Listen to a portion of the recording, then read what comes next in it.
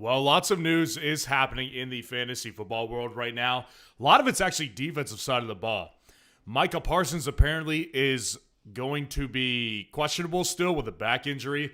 Apparently he may get an injection, he may not, to be able to play.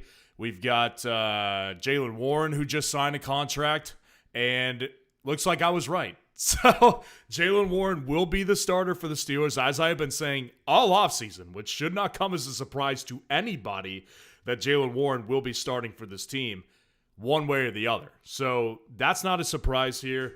And I just want to go ahead and answer some fantasy questions tonight. I've got fsroundup.com right here in the background so you guys can kind of get a little taste of it if you have not gone to the site already. Like I said, this is the greatest tool in fantasy football history that's never been brought to the space before. So you don't have any idea what the value is that it can bring to you. So I can answer questions on that as well if you do have some questions on it. But either way, we're going to answer some fantasy questions tonight for week 1. So like the video, subscribe to the channel to show your support. And before we get into it, let me just go ahead and put in a link to FS Roundup really quick if you do want to check it out. And we can go through some more fantasy news as well. And yeah, we're going to get into it here.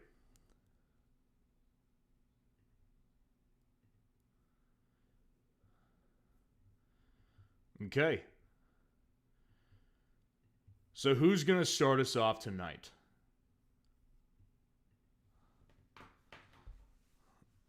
Looks like we've got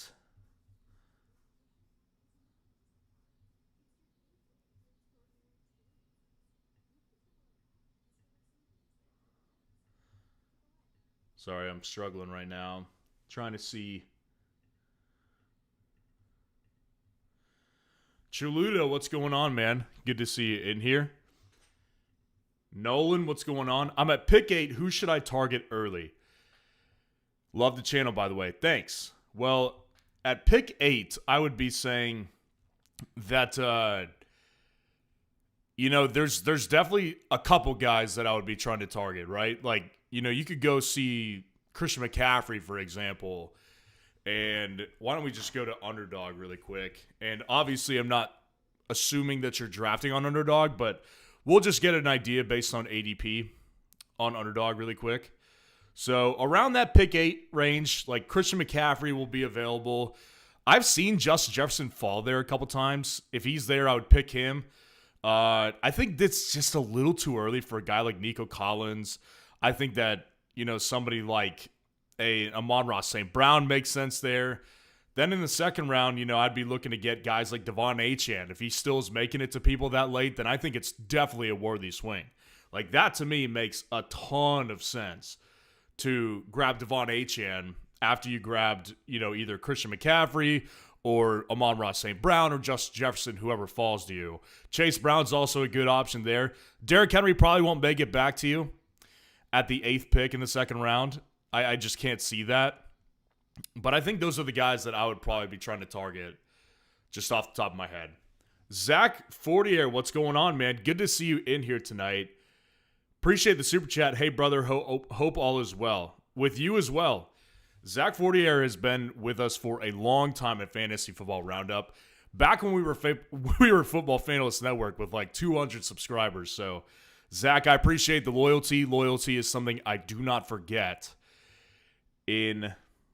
ever in life and, in business. So, appreciate you being in here. Appreciate the super chat. That is how you get your question answered right away. If you do want to skip the line, you can send a super chat over. If not, that's totally fine. We'll just go through from top to bottom answering as many questions as I can. Chaluda, what's going on? Start Caleb or Penix?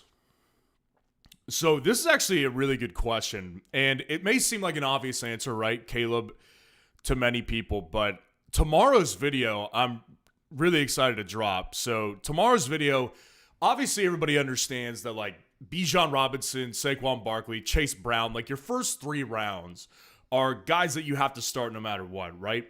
But then we get to that like middle tier of guys who are questionable starters, and tomorrow's video is going to be about those guys that you need to have full confidence in rolling out. And I'll be honest here, in that video, I had I have a quarterback of the week in that video. Now, it didn't end up being Penix, but I did strongly consider Penix.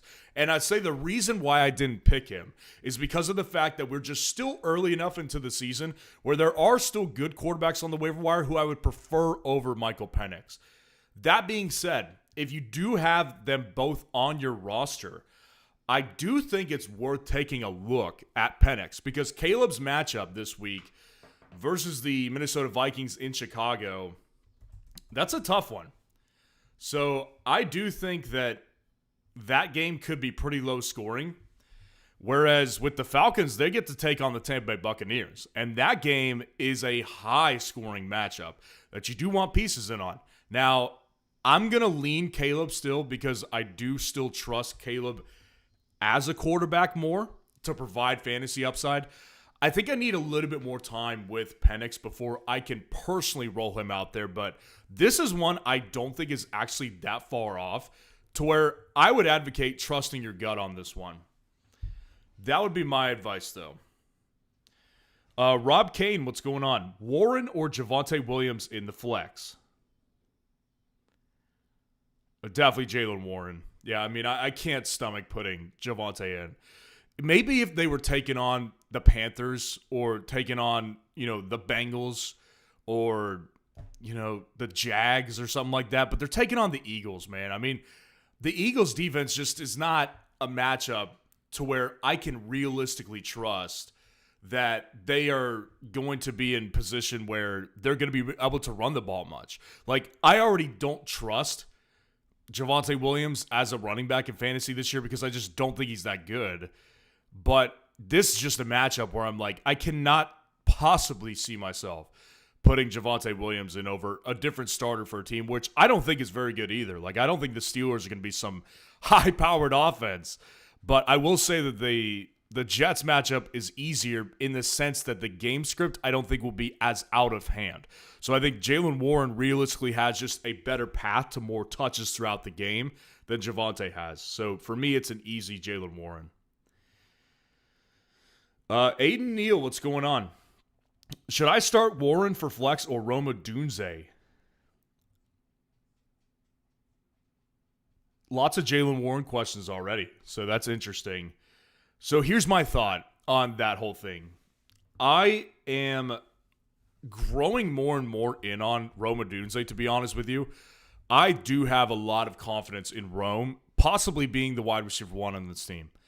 Again, having said that, the matchup is not ideal. Like, this matchup versus the Minnesota Vikings, not an ideal matchup whatsoever. At the same time, Jaylen Warren's matchup isn't ideal either, and I don't trust his offense at all. So they're close to me personally. Honestly, like, they're so close in my rankings, and this is something that you can access on the site. You can access my full top 200 rankings for the week on the website if you do pay for the subscription. Again, that's secondhand to what you're actually going to get with the waiver wire tool. The rankings are just to sweeten the pot. Like, the waiver wire tool is what you're really paying for. But they're close enough to where they're in my rankings where I don't feel like I'm against taking a shot on a higher upside player. Like, Rome is lower in my rankings this week, but I would say that, like, the upside is just way better with Rome than it is for Jaylen Warren. So that's what I would do personally. I would personally just try to, shoot for that upside with Roma Dunze that I just don't feel like you'd get with Jaylen Warren. Finesse Kid, what's going on? Start Matthew Golden versus the Lions or Calvin Ridley versus the Broncos in week 1. See, this is another one that's like, it's easily going to be one of those decisions that pisses people off. Like, one of the funniest things about the video I posted on the wide receiver rankings yesterday is that, like, so many people just, like, assumed that I forgot T. Higgins in the rankings and Calvin Ridley. Here's a news flash for you. If you don't know this channel, and if you're brand new, understand that you're not going to get copy and paste rankings on my channel. Are we clear on that? Because we need to be clear on that. I am not shy about my opinions. I think it's a bad matchup for T. Higgins, and it's an atrocious matchup for Calvin Ridley. Atrocious. He's taken on the best lockdown cover corner in the league. And I'm not saying that you're saying that. I'm just saying a lot. That was more of a public service announcement because the amount of flack I saw for Ridley was actually surprising to me because I kind of assumed that everyone was on the same page with this one to where we're understanding Pat Surtain is a corner you have to take into account when you're thinking of a wide receiver in fantasy. So with Matthew Golden, he's not getting off the hook, especially because they do have DJ Reed, a really good cover corner as well. But I will say that his chances of hitting in this upside matchup, I think, is better. Like, personally for me, I'm going to play Golden. And I know that's really counterintuitive to what you should do a lot of times. Like, in a week where they were playing the Dolphins, I would play Calvin Ridley over Matthew Golden. But they're playing the freaking Broncos to start the year. That's a brutal matchup. So I'm out on Tennessee players this week. I am definitely not going to play Calvin Ridley over Matthew Golden. And I get it.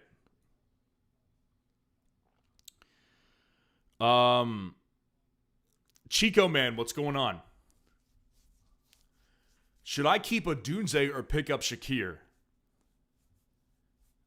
Oh, I'd keep Odunze. I do like Khalil Shakir a lot. But I will say this, like, Odunze, like, this is where the part of the season, like, I'm assuming you're asking me this, and I might be wrong, so let me know if I am wrong. I'm assuming the reason you're asking me this is because I'm over consensus on, I'm way over consensus on Khalil Shakir, and I have been all offseason. If you've been watching my rankings all offseason, you know I'm above consensus on Khalil Shakir. So I'm assuming that's the reason you're asking me for that. Now, the good thing about when fantasy football is actually starting to be played is you have to be willing to throw out your rankings. Now, this early in the game, I wouldn't say throw them out the trash can and into the garbage completely, but I would say that they should not rule your world. So you have to play strategy at this point.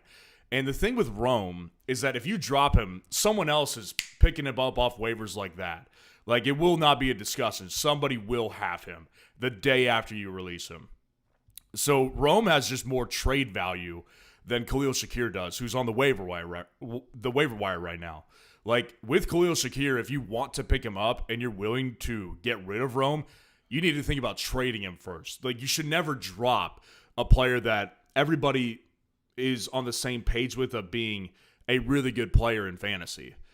And one that won't last on the waiver wire. So before you pick up Shakir, which I'm not against doing, I'm just saying if you're okay with getting rid of Rome, I would try to sell him first before you dropped him, because he will get picked up and you'll get nothing out of the return. Like, you could get a legit return for Rome Odunze, but you won't if you drop him on the waiver wire.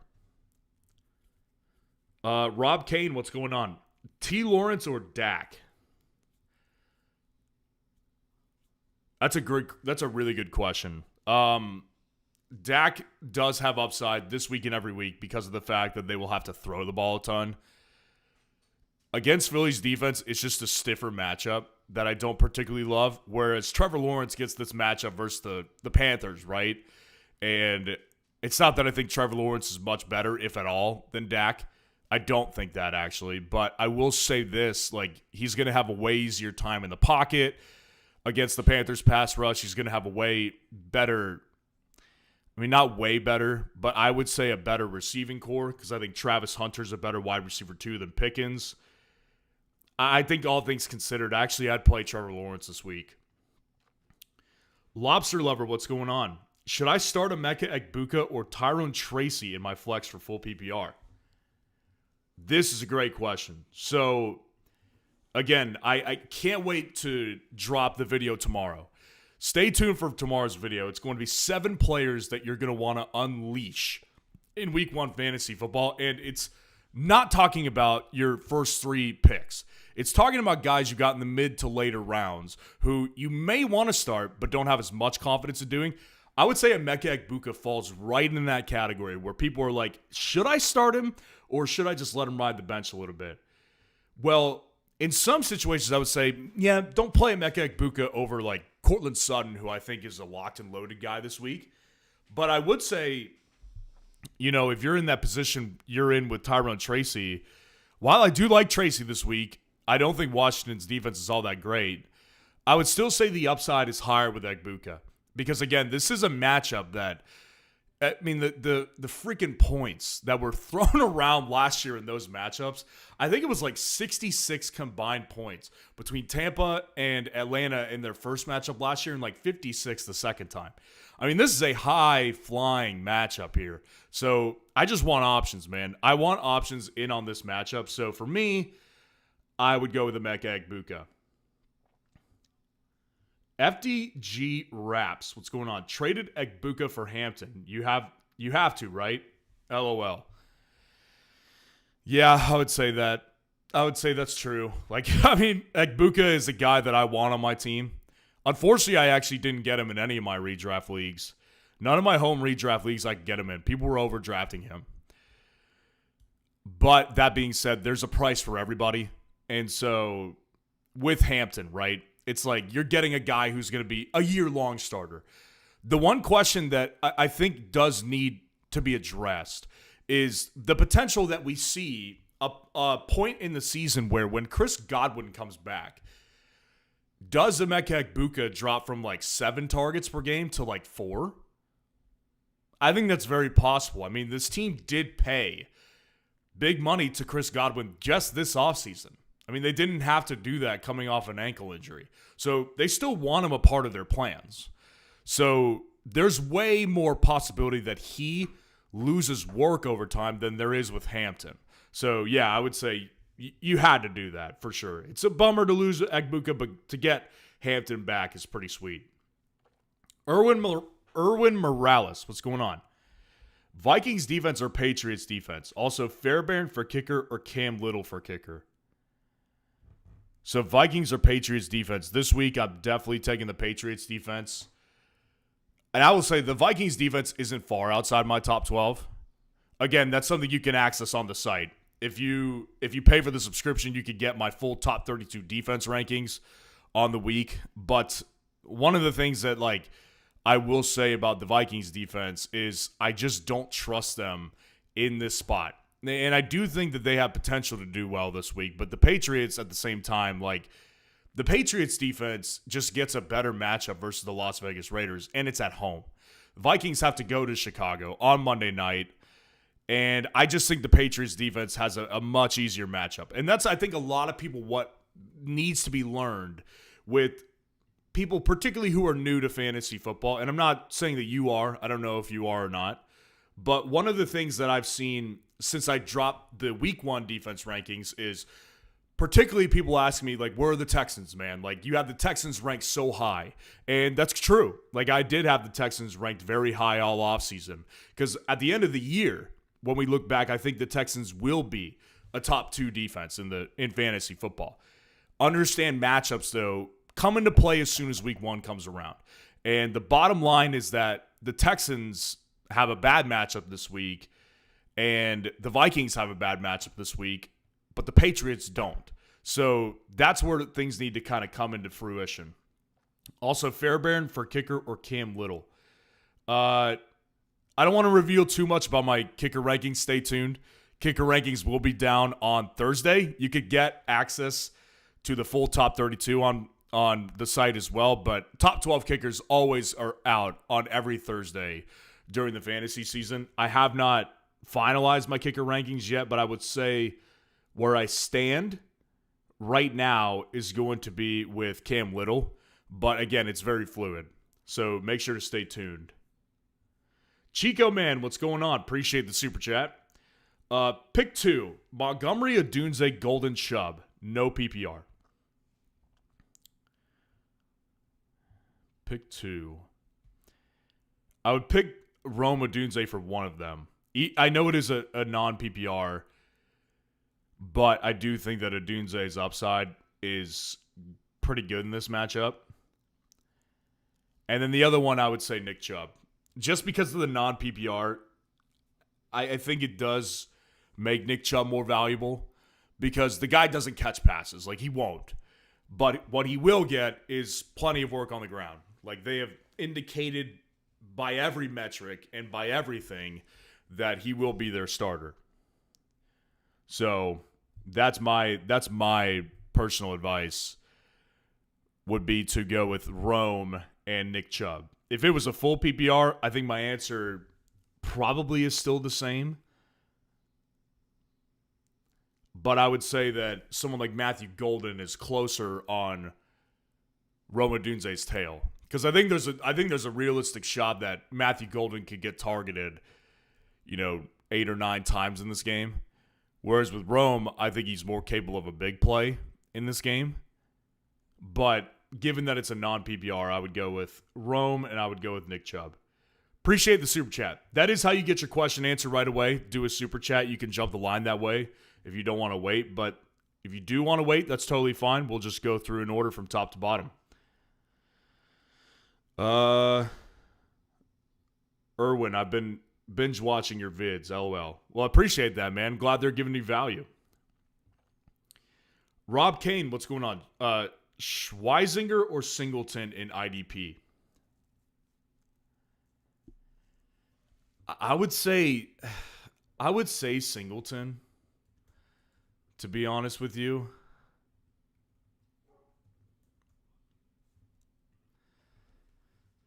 I just, with Carson Schweisinger, I just don't know.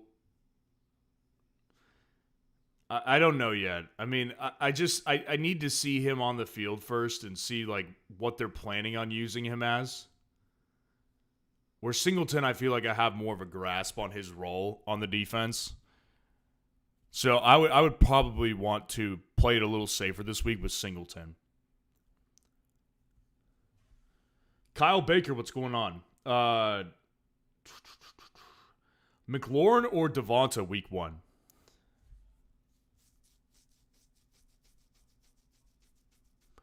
I'd go Devonta Smith, personally. I think the upside in the matchup is pretty awesome.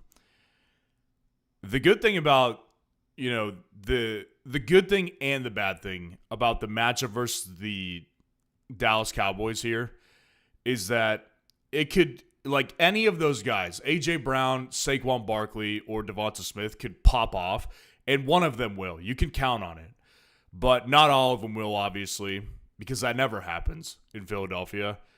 And at the same time, they are going to be in a matchup where I think they're going to crush Dallas on Thursday night. Honestly, this is a good thing to talk about too. The NFL needs to do better on their week 1 game this year. Last year's week 1 game was awesome. Ravens and Chiefs. That was a freaking banger of a game. This year, this one sucks. This is our Thursday night matchup to kick off the season. Not that happy about this one. Because, again, I just think it's going to be a blowout. And I think that if Devonta Smith catches 2 touchdown passes on Thursday night, I wouldn't be surprised. But at the same time, if he gets 2 catches for 15 yards, I also wouldn't be that shocked either. So this comes from my risky nature of wanting to go for the upside. I think there's more upside for Devonta in this matchup than there is for Terry. I think the Giants defense is going to be sneaky, and particularly in week 1 where everybody's 0-0, the Giants will be more invested as a team. I think that the Giants could sneaky take this game from Washington. So I think I'd go with Devonta Smith, to be honest with you.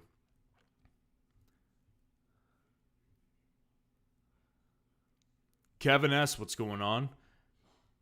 Kyle Baker says, got Achane at the 3-4 turn in a 10-man. Wow. That's pretty crazy. Yeah, I don't know how Achane falls to the 3rd or 4th round. That doesn't make any sense to me. I think people who have faded him that much, it's crazy to me. Just because of a calf injury, I don't understand. I mean, A.J. Brown dealt with a hammy for a month, and nobody faded him at all in drafts. Really weird.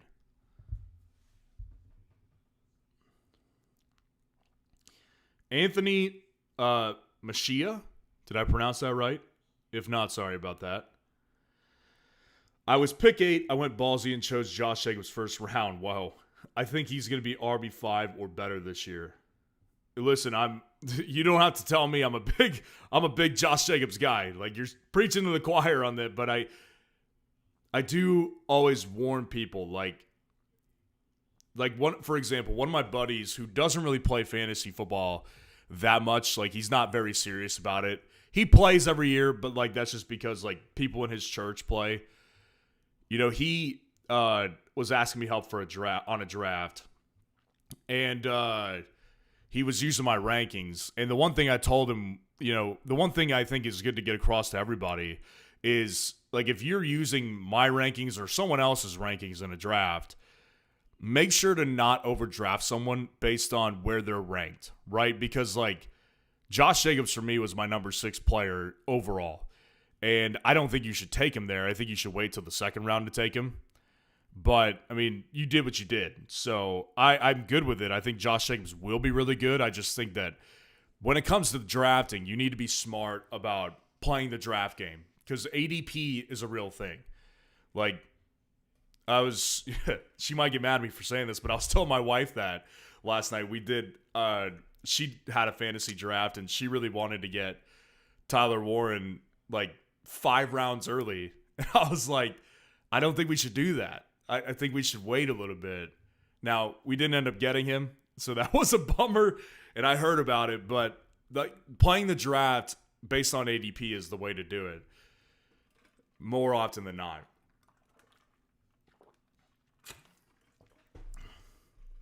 Whoops.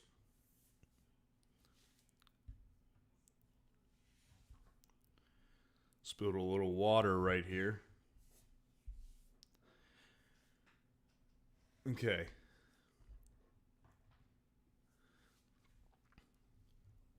Next, we have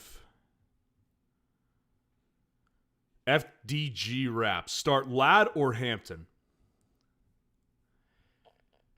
Yeah, that's a really good question. They're very close to my rankings. I think that with Hampton, like, I expressed concern on today's running back ranking video about starting Chargers player in this game. Like, I do think that this matchup versus the Kansas City Chiefs is a tough one. But having said that, like, he's still going to get the large amount of the workload, even if Najee plays. Like, I really don't know what to expect if Najee's playing or not. But I will say this, like, Hampton's going to, like, he's going to dominate that backfield. Like, it's not really a question. And I think the same about Ladd. Like, I think he will dominate the target share still, but you do have to factor in Keenan Allen, who is there. You have to factor in Quentin Johnston, who's coming back. So, like, there's potential that he could lose targets as well. And also, the thing with him that I highlighted on the wide receiver rankings is that he's going up against a corner who's really tough. I mean, Trent McDuffie is a really good cover corner, and he's very capable of playing in the slot. So, yeah, I just think that, you have to be strategic on this one, because if it's a full PPR league, I would say Ladd. But if it's a half PPR league, I'd say Hampton. Like, that's how close they are in my rankings this week. So, it really does depend on your format.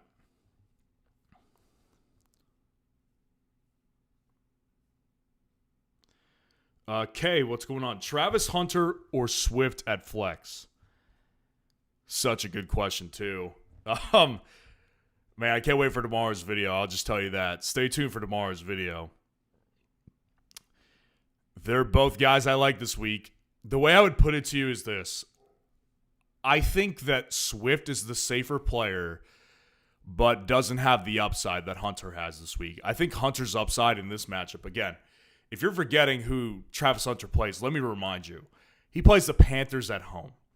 The Panthers' defense last year was historically bad. Like, horrifically bad. And they're getting Derek Brown back in the middle of the defensive line, which is good for them. But I just have a lot of trouble thinking that he's going to change the game for this defense to that much of a degree. I think there's still a very cakey matchup for an offense in fantasy. So to me, Travis Hunter, the way I play fantasy is I'm all about upside. Like if I get burned, I'm willing to get burned. If I know that player has 20 plus points potential in the particular week, I think Swift could get to 20, but I think that Travis Hunter could get to like 25 plus. I really do. Like I think Travis Hunter could cook in this game.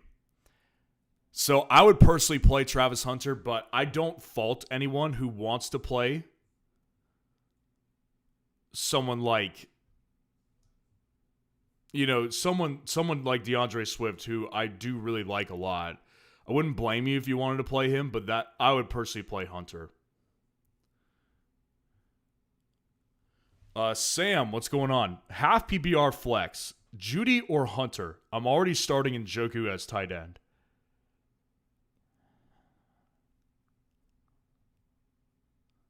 Yeah, it's pretty simple. I'd go with Hunter for sure. Definitely Hunter for me over Judy. Devin Ventive. What's going on? I got offered a trade. It's Dynasty. PPR Nico for Ladd and a fourth. Which side wins? Nico for Ladd and a fourth.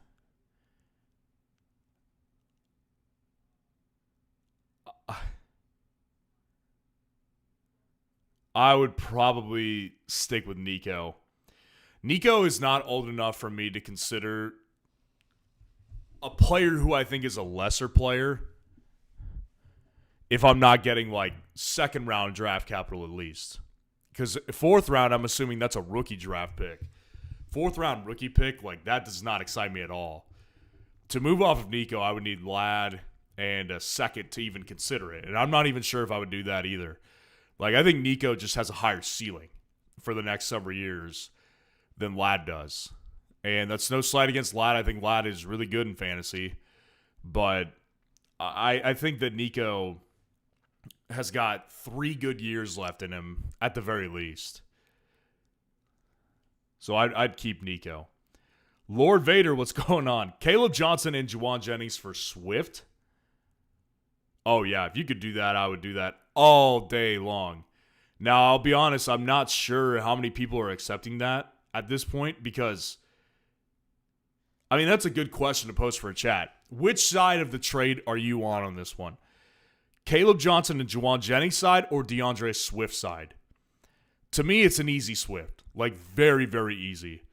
I mean, I'm talking about an impact player for 2 guys I'm not really sure what to think of. Like, I know what to think of Caleb. I don't think he's going to be that good in fantasy this year. I've been saying that for a while now. Jennings could be good, but I think Swift has like legitimate top 15 running back upside. I don't see top 15 wide receiver upside for San Francisco.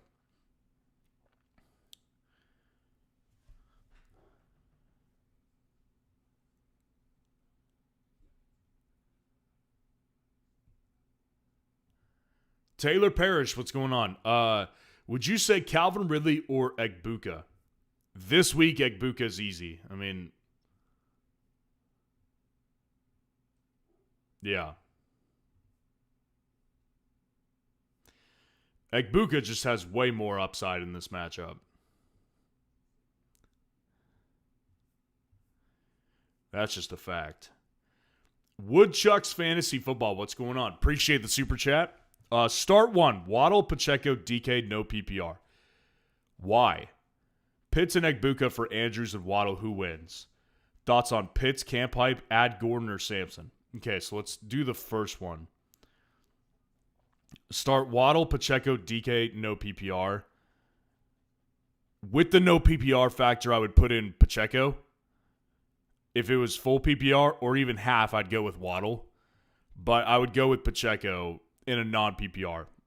And the reason why is because, again, with Jaylen Waddle, like, it's a player that I like. It's a player I like a lot. If you're familiar with the channel, I like him way better than I like Tyreek Hill. But, you know, the thing with non-PPR is if you're just going to get someone who doesn't get in the end zone, then it's just really tough to back up playing a wide receiver, like a volume-heavy wide receiver over a volume-heavy running back. Now, I don't particularly think Pacheco, the irony in it is I don't particularly think Pacheco is like some heavy volume back in week 1 particularly. This is a Chargers defense. I don't like the matchup. I like the matchup for Waddle way better.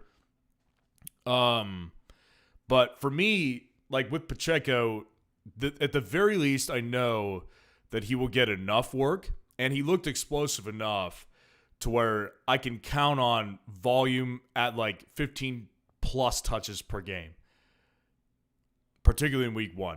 With week 1 with Jaylen Waddle, I do think Tyreek Hill has a better start to the season than he will by like October or November. So I have to factor that into my Jaylen Waddle decision. And then DK Metcalf, again, like this is a guy I think will get tons of volume, but I don't think it pays off that well. I mean, they just can't, like they have nobody else to throw to.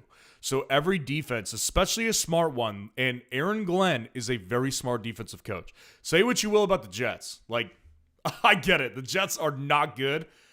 But I will say this, like they know what they're doing defensively. So they're going to double, if not triple team DK Metcalf to make sure he doesn't beat them. So Pacheco is an easy pick for me. Pitts and Ekbuka for Andrews and Waddle. Who wins? Oh, man. The tight ends really don't matter to me as much. Like I think Andrews could easily be in the same tier as Pitts. The thing you have to factor in with Andrews is his touchdown rate last year was so ridiculous. Like, it was so crazy high. And it's so impossible, like, historically to replicate that. Like, we're talking a touchdown rate like we had never seen before. I mean, he had like 70 targets last year with like 12 touchdowns. It was absurd. So I just can't get on board with thinking that like Mark Andrews is this like huge upgrade over Pitts. I think he's better than Pitts in fantasy, but I don't think it's that drastic of a difference. So for me, I'm taking the better player long season, and it's going to piss people off, but it's Jaylen Waddle. Like Jaylen Waddle has way less potential to get significant snaps taken from him at the back half of the year. Like Waddle, if anything, is going to get more involved if time goes on. That's just going to be what happens if Tyreek Hill is not as good like I'm predicting and things happen the way I think they will. With Ekbuka, they paid good money for Chris Godwin not to sit on the bench. He will be back out there as soon as he's ready to go, and he will take targets away from Emeka Egbuka. So, yeah, I mean, I think that if you're playing logical game here, you have to acknowledge that Emeka Egbuka is way riskier down the line in week 9 or week 10 than Jaylen Waddle is. So for me, I'd take the Waddle side with Mark Andrews. Thoughts on Pitt's camp hype? Now, this is an interesting thing to get into as well, because like I think that we've just been so like beaten down. We've been just battered by Kyle Pitts year after year in fantasy. Everybody wants in on him because everybody gets the talent. Like that's the thing that brings us back with Kyle Pitts is that talent. And the reason I like him this year isn't necessarily because of the camp hype. It's more so because of price. We are getting Pitts at a price we've never gotten him at. And this is particularly a best ball thing for me. Like in a redraft league, pick him up off the waivers if he's available. Because the good thing is like if he doesn't do anything week 1 and week 2, people will drop him and he'll be available because he didn't cost much if they drafted him at all. But the other thing about like Kyle Pitts is like in a best ball league, you don't have to make that start-sit decision. So I drafted a bunch of Kyle Pitts in best ball because of where I could get him at in drafts. And my tight end breakout metrics that I used to find Jonnu Smith last year as that like, whoa, late round draft pick at the tight end position. He was a league winner. Kyle Pitts fits like every metric that I look for. So he fits that tight end breakout system that I trust because I found Jonnu with it last year. So I kind of do like Kyle Pitts this year. And I know I'm going to get, like, I've gotten flack for it all offseason. I get it. Like, you don't have to explain it to me. I understand. But I am in on him at price. Add Gordon or Sampson. You own Achane. Well, that does make a difference. I was going to say it's an easy Sampson for me because I think that Sampson's a better player. And I think that both these offenses, I don't think are going to be as good as people think. Like, people understand the Browns offense won't be good. That's not really the question. The question is how many people actually truly believe the Miami Dolphins are still that team that looks great, right? Like they're going to come out and provide great fantasy options, right? Well, we know Devon Achane's a great fantasy option. Lots of people think, I'm in the minority on this, think that Tyreek Hill is a great option, particularly where you're getting him out in drafts. And I'm in the minority in this as well. Jaylen Waddle is this mid-tier guy for a lot of people. For me, he's a better pick than Tyreek Hill. But that doesn't mean that I think Jaylen Waddle is going to be like a top 5 wide receiver. I don't. I think if anything, he has top 10 upside, but top 5 is rich. So I think for me, it's more so like Jerome Ford, if he doesn't do well, this team will yank him fast. With Achane, like unless he gets hurt, Ollie Gordon, I don't think we'll see enough touches to overtake Sampson. I think that Sampson, I'd still do it even if you own Achane. Like I think that Sampson, first of all, I think goes on the waiver faster than Ollie Gordon. Like I think there's a shot. Like if Achane gets injured week 1, right, and he misses the next month, there's gonna be a mad dash to get Ollie Gordon in week 2, but I think Sampson will be gone already. So I personally would lean Sampson, but I will say it's close. Like having Achane there definitely does make a difference. Appreciate the super chat. That is how you get your question answered right away. To jump the line, you do a super chat, but we'll just go back to top to bottom. Like the video, subscribe to the channel if you haven't done so already. And again, check out fsroundup.com.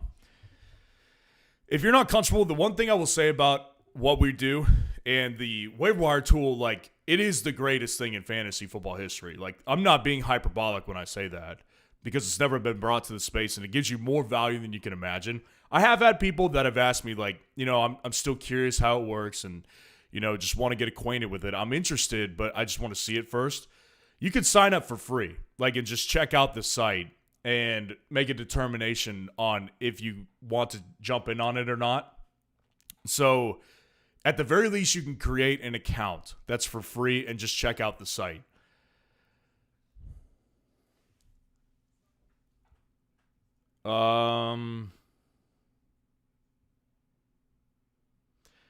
AG's Burner says, I don't think the Bears have a true wide receiver 1. I think that's a fair assessment. Like, I really do. I think that the Bears theoretically have a wide receiver 1 with DJ Moore, but, that doesn't mean much when you look at the usage of – if you just look at the usage of wide receivers in Chicago last year alone. With Caleb Williams, he historically doesn't have wide receiver 1s that produce tons of fantasy upside. He just doesn't do that. He's a guy who likes to spread the ball around. So I just think that it's one of those scenarios where it's you have to factor in Rome Odunze. And that's the reason, I'm getting more and more in on Rome as time goes by. I kind of think of him as my Terry McLaurin from last year. Terry McLaurin I historically didn't like in fantasy, but with Jaden Daniels, I got really on board with Terry by the month of August. And I drafted a ton of him in August. This year, Rome is that guy. I'm getting more and more interested in Rome, and I've drafted Rome a bunch of times in August. So, yeah, I think it's very worth noting that. I really don't think that they do have a wide receiver 1. I think you might be right.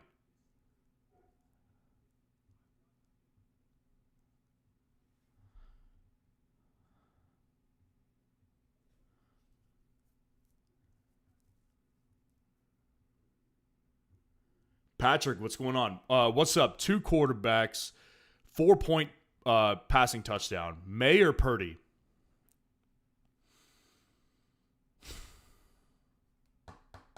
I go with Purdy.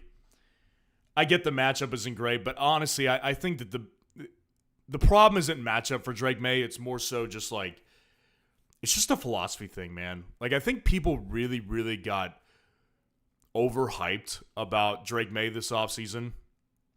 And I've kind of been the wet blanket on him. Like, I think he's going to be fine. In certain weeks, he'll do well. But I think that if you look at the history of Mike Vrabel and the way he likes to just kind of move with his quarterbacks and move offensively, like, he's a run-first guy. And I get it. Like, he had Ryan Tannehill in Tennessee. Like, that's not – like, he wasn't dealing with some really good quarterback. But Drake May is better, and I will say that I think he will have a better fantasy ceiling. But I just think that, it's one of those scenarios where I just can't get in on May as much as other people do. Okay, I saw I skipped a couple. Actually, I skipped way too many people's questions. Sorry about that, guys. Okay, I'm going back up here. Sorry if I skipped your question. I'm going to try to find where I last left off. Judy or Hunter, I answered that. Dynasty Trade answered that. Caleb Jennings Swift answered that. Calvin Ridley or Egbuka, I said Egbuka. Miles Young, should I trade Puka and Bucky for Jacobs in London? I did not answer this, so I left off at Miles Young. Sorry about that, guys. Puka and Bucky for Jacobs in London. I mean, I like both sides of that trade. I really do. Like, I like Puka better than London, and I like Jacobs better than Bucky. In a full PPR, it just comes down to my rankings here. I think that the gap that I have between Josh Jacobs and Bucky Irving, I have to take that into account. I think I'd pick Jacobs in London side. And I think Puka will be better. Like, I think Puka legitimately has top 3 wide receiver upside this year. But I also think that Jacobs has top 5 running back upside. And I think that the gap between Puka and London isn't as far as the gap between Bucky and Josh Jacobs. I like both of them. I like both sides of this trade. I really do. But for me personally, like, it's got to be the Jacobs and London side, just because I have so much more belief in Jacobs than I do with Bucky. And people always take it as a slight to Bucky. It's not. I can promise you. It's not. AG's Burner, what's going on?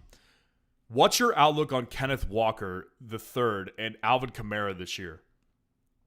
So my thing with Kenneth Walker all year has been, I really do think that if Kenneth Walker is healthy, he really does have top 5 upside. Like, I've said that so much this year, because with Kenneth Walker, he has an offensive coordinator who has discussed all offseason how he wants to run the ball with Kenneth Walker as his primary back. Like, that's just what he said from day one joining this team. And I don't think that Zach Charbonnet is going to be that much of a thorn in his side as long as he's healthy. Now, that being the case, you have to be able to acknowledge that Kenneth Walker, like, is rarely healthy for a full season. Like, it feels very, very, unusual to get a healthy Kenneth Walker. But that upside, man, like, I think that upside with him is so good that he's got top 5 upside. With Kamara, it's a similar story, but it's a little different. I don't think that Kamara has top 5 upside anymore. I think that Kamara has top 10 upside while he's healthy. But I've been saying this for a while, and people get mad at me when I say this. Kamara is a guy I kind of feel comfortable predicting an injury for, because, like, they just can't use anybody else. Like, think about for a second the offense in New Orleans. It's Alvin Kamara, Chris Olave, Rashid Shaheed, Juwan Johnson at tight end. What else? I mean, Chris Olave is not that good. Rashid Shaheed is solid, but a deep threat mostly. And Juwan Johnson is like active for 3 games out of the year. I mean, Kamara will be ridden to the ground. And he's just not at that age anymore where I can trust him staying fully healthy. So, like, if I had to pick between Kenneth Walker and Kamara, it's an easy Kenneth Walker for me. But I will say this, like, Kenneth Walker was lower in my rankings this week than Alvin Kamara, because I know that while Kamara is healthy, he's going to be crushing it.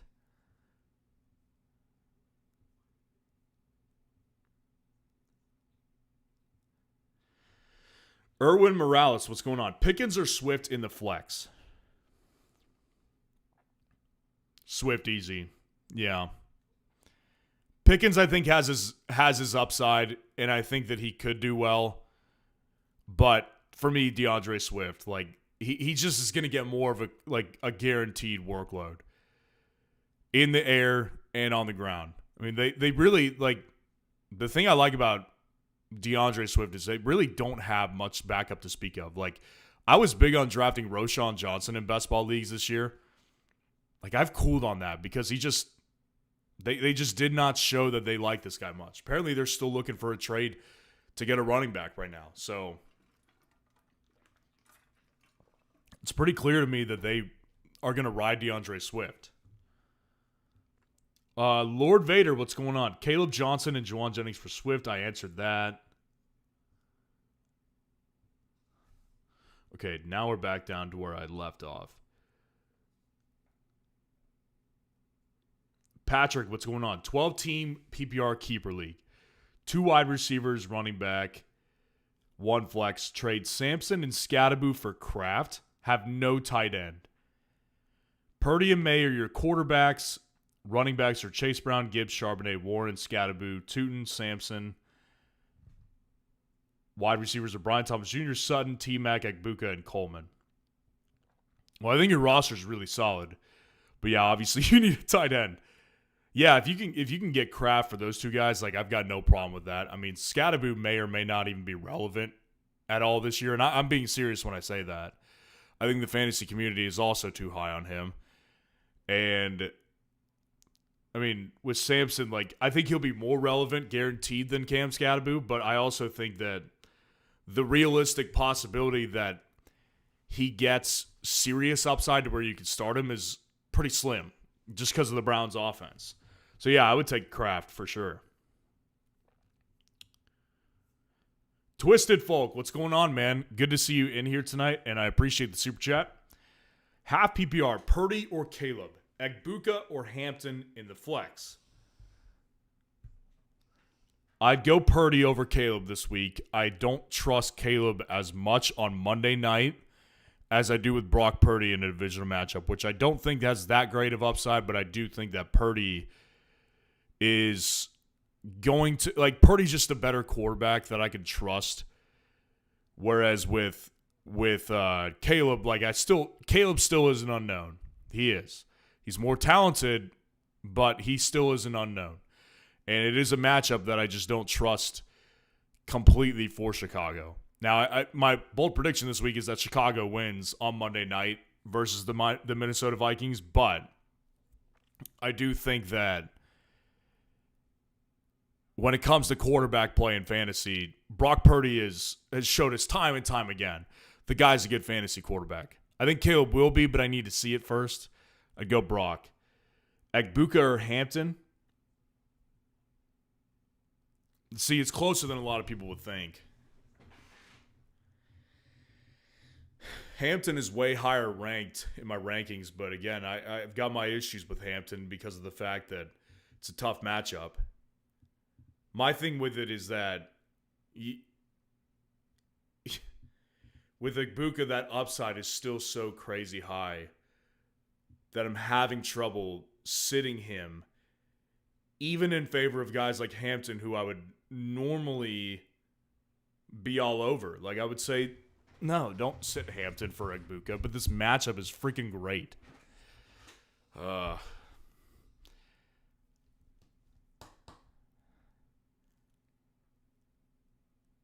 I'll tell you like this. They're so close to me, like, just sitting here deciding on this one. I would personally go, the way I'm leaning right now is Egbuka, because of the way I play fantasy, I play to win. I don't like to play it safe. Like, if someone's got more upside, I'll take him. Egbuka's upside is just higher this week. It just is. Hampton's taking on a brutal defense with Steve Spagnuolo in charge. And by the way, like, I've been trashing Brazil this week, only not because I don't like Brazil, the country. Whatever. I've never been to Brazil. I don't know anything about it. The reason I'm trashing Brazil is because their field last year was awful. Like, awful, awful. So I just don't want to see players get hurt over in Brazil for no reason at all.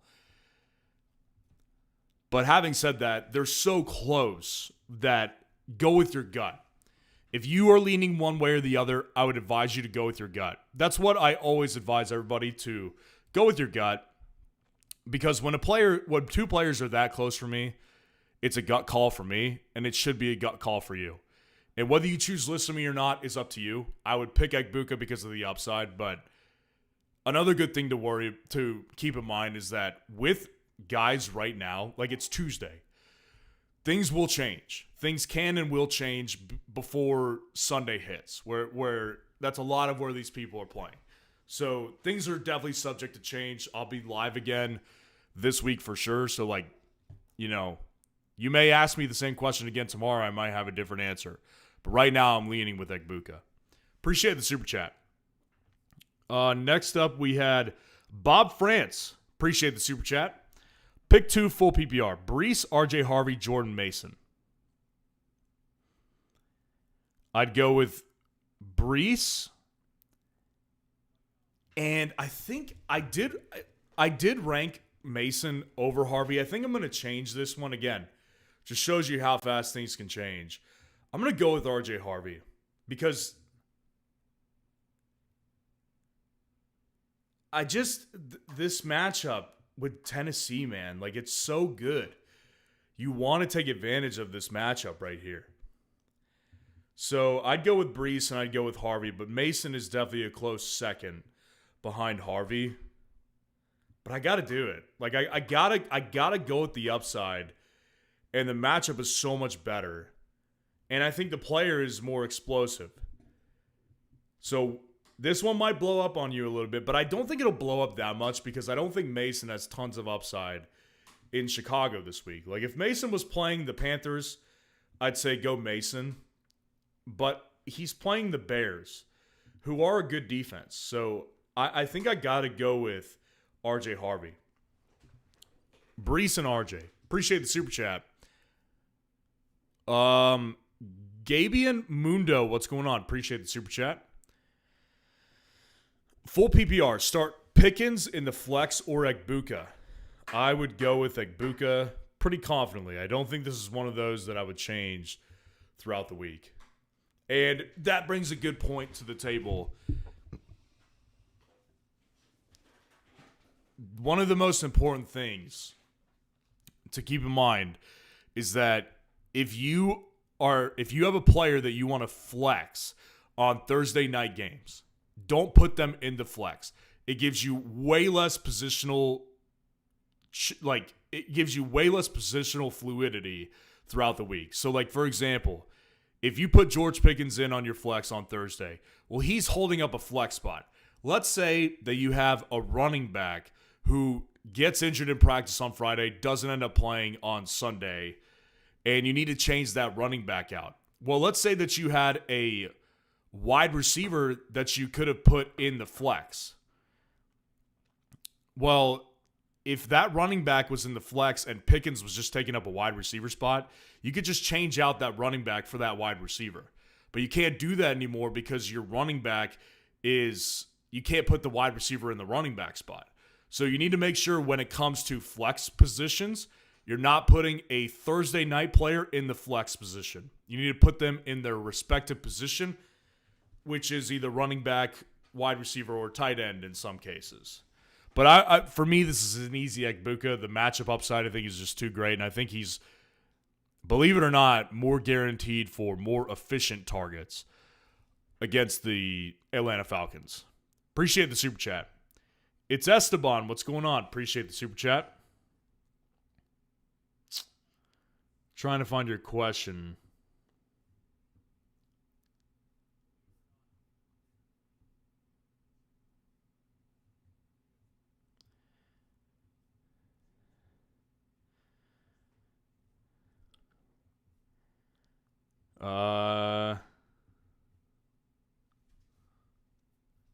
It's Esteban. I'm just warning you, I'm having trouble finding your question. If you're still here, if you could put the question in the chat below just so I could see it at the bottom. I did find a question from you up top. It's Pollard or Jacoby Myers this week. Love Pollard upside, but Denver defense is scary. Yeah, that's a good question. Jacoby Myers, to me, the upside is also not great. And the vibes aren't great, right? Like, he's wanting a trade. He wants out. Doesn't seem happy. So the way I said it on today's running back rankings is still the way I feel right now, which is that, listen, I don't like this matchup with Denver either, but he is the most playable asset on Tennessee this week, only because he's going to get everything. Like, they have nobody behind him.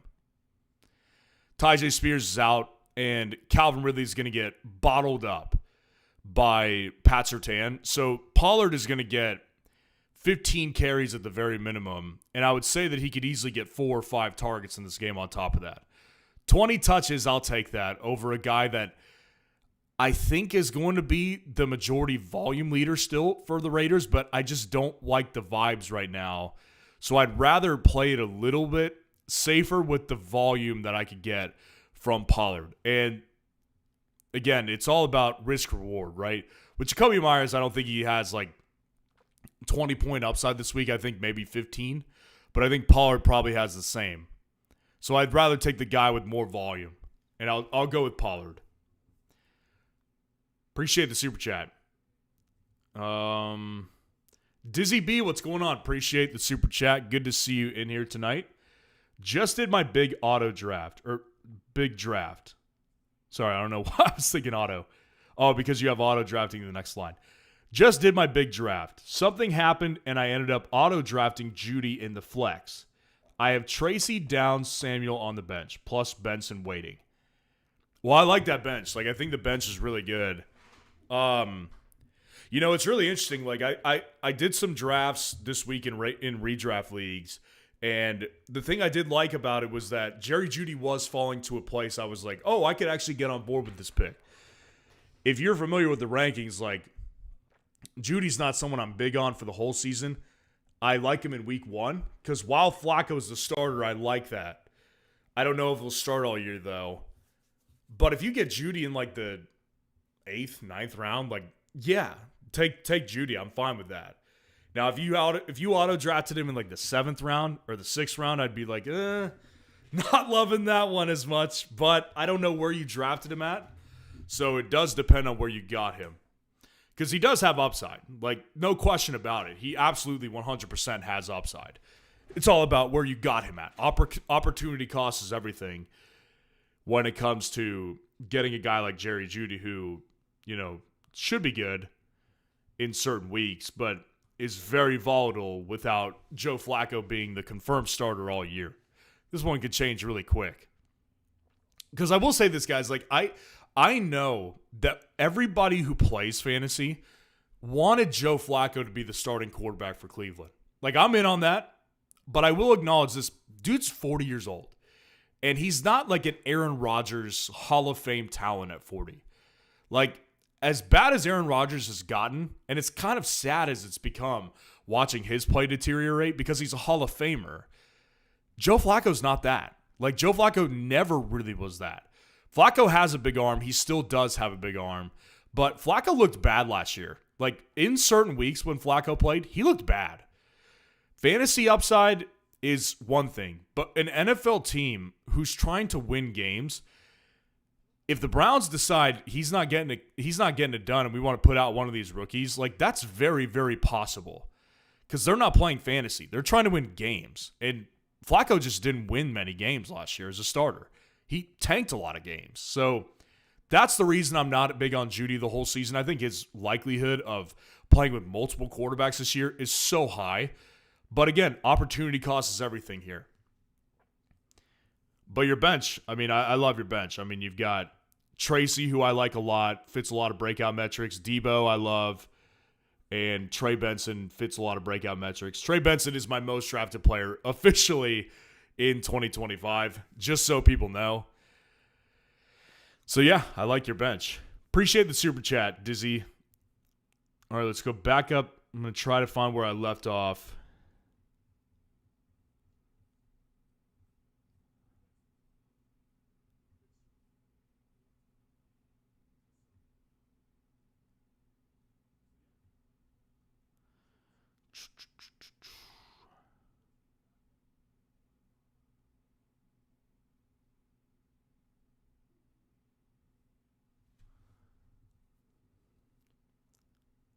Okay, here we are. Kevin S., what's going on? Rate, please. Other league, 10-man, 8th pick, full PPR.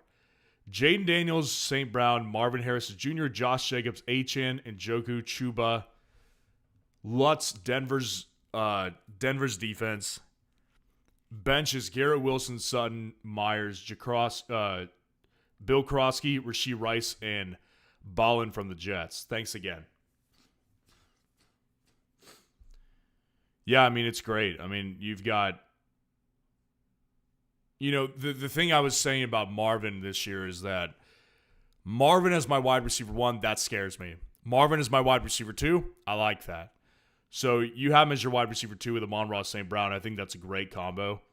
Josh Jacobs and Achane, a running back, is lethal. That combo is so awesome. Jaden Daniels, a quarterback, is great. Njoku at tight end, I think, is going to be good as long as Joe Flacco plays. Chuba as your flex is great. And then you've got Sutton waiting on the bench, Garrett Wilson waiting on the bench. Very solid draft. Rashee Rice, when he returns, very solid.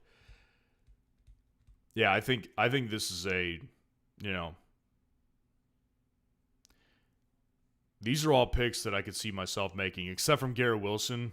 When it comes to guys like Garrett Wilson, I gotta dock you a little bit for that. I'd probably give it an 8 out of 10 though. I think it looks really good.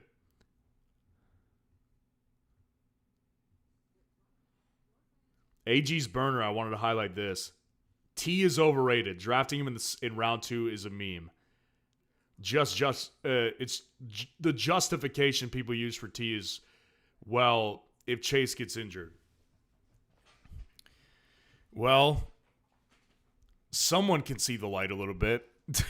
Listen, guys, it's so many people that it cracks me up with. It's so many people yesterday when I left him out the top 30 in my rankings, they got so mad at me. And I was just like, guys, the Bengals historically start slow. He's a wide receiver 2. And a lot of people, just have, memory issues, I guess. Because, this guy every year, people draft him and they ask me questions every year. I can guarantee you, by week 5, I'm going to get a should I bench T. Higgins this week question. It will happen. It happens every year. I'm not trying to dog T. I like him. I like him better in best ball this year, I can tell you that. But I like T. I think he will be really good in certain weeks, as he always is. T. Higgins won me $15,000 last year in a fantasy league. I love T. It cracks me up. One of the comments, this is my favorite comment. Someone said that I had an AI-generated rankings for my wide receivers because I left T out and I left Ridley out. And I was just like, well, that's really funny. I think that's very cute. That guy probably typed it into ChatGPT. Give me the best insult that I could give to somebody. Oh, they used AI to generate their rankings? Well, that's what you did. So that one made me laugh because I was just like, it's all about matchups, man. And when you get into week 1, things change. Things change big. Kyle Baker says, why would anyone want to start Calvin Ridley into PS2? He's going to get locked up. Yep, that's a fact. People, you can't act like Calvin Ridley is this insane talent either. Calvin Ridley is almost 30 years old. I think is he 30 yet? He may be 30. He might be. I'm not really sure. But people act like he's just this stud. that is going to overpower Pat Surtain, the best cover corner in the league. Well, I got news for you. Jamar Chase was not great against Pat Surtain last year, and that was the week T. Higgins went off. So, like, to be honest with you, I could see myself playing Tyler Lockett this week. That's only in a deep league. Like, I would play Tyler Lockett in a deep league. But, I mean, yeah, it's just weird.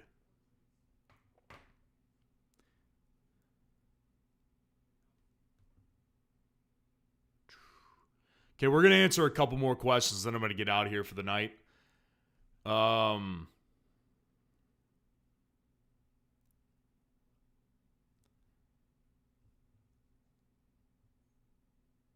Brian Lazo says Kyle Pitts will finish top 5 tight end. You heard it right. It'd be so hard to believe, but at the same time, I trust my breakout metrics. I trust it. Taylor Parrish says Ridley's projection is just insane because he pretty much the only one out there. But yeah, Ward being his first game into Denver doesn't feel great at all. So I'm going to stick with Egbuka for sure. I would advise that for sure. Kevin S., what's your take on Christian Gonzalez's injury for Patriots defense?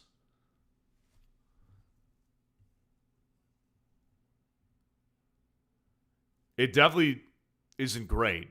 I'll tell you that. It's definitely not great. Do I think it's everything? No, because they drastically improved their front seven this year. Like, Milton Williams coming over from Philly to shore up the middle of the defensive line is an elite ad. Like, that's an elite ad in free agency. So their front seven looks better this year. And while Christian Gonzalez is a really good corner and I want him out there, I don't think that he's everything. Like, they will shut down the run against a lot of teams. Like, I think Ashton Genty has a rough week this week. Ashton Genty's rated as a top 15 back for me this week only because I know the volume will be crazy high. But it is a guy that I think that won't be nearly as efficient this week as he would be against, again, I use Carolina a bunch, but they're just so easy to pick on. Like, I'd rather play Genty versus Carolina than versus the New England defense. Like, New England's defense will be good with or without Gonzalez. Well, if Gonzalez is there, they're going to be better, but, I still think they're going to be good. Sab92, what's going on? Appreciate the super chat. Wide receiver 1, wide receiver 2 flex picks. JSN, Ladd, Egbuka, Matthew Golden, Tyrone Tracy, Jerome Ford. JSN's going in my lineup. Ladd's going in my lineup. And I'm assuming you're saying 2 flex picks after these wide receivers, so I'll just give it to you in order. The way I order these guys as far as me playing them in fantasy this week. For me, it goes JSN, Ladd, then it goes Egbuka, then it goes Tracy, it goes Jerome Ford, and then Matthew Golden. That's my list. And don't take anything by like me putting Golden at the bottom. I think that Jerome Ford, it's a week you want to play him. Jerome Ford is in a unique spot where he's going to lead the backfield in week 1, and he plays a Swiss cheese defense. Like, I want in on that over a guy that I think could be good with Matthew Golden, but I'm just not in on the uncertainty of particularly how the targets are going to break down in Green Bay the first couple of weeks. We just don't know enough yet.